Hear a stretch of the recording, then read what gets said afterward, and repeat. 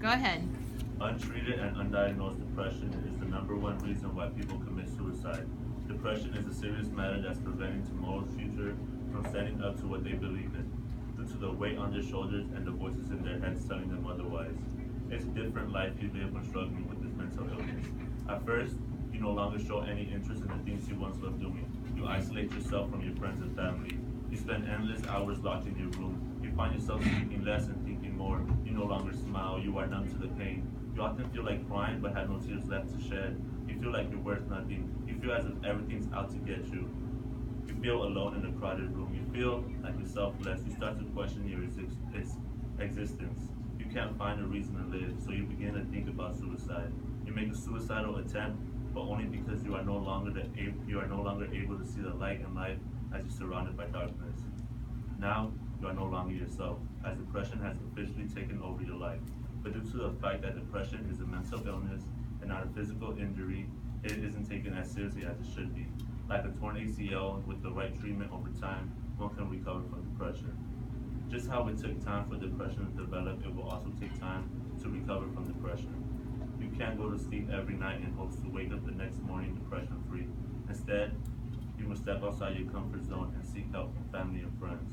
Although talking to a therapist and taking antidepressants are expected actions to take when dealing with this mental illness, there are other ways one can cope with depression without any expenses.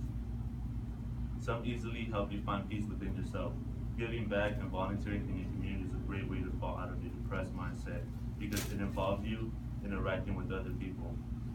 Once you are able to build that connection with others, you will see yourself become less isolated.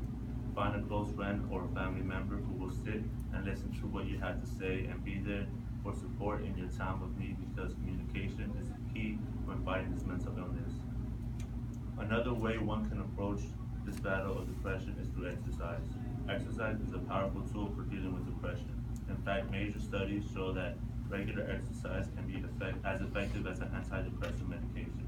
Recovering from depression is hard but doable. It just depends on the person and how bad they want to escape the depressed minds.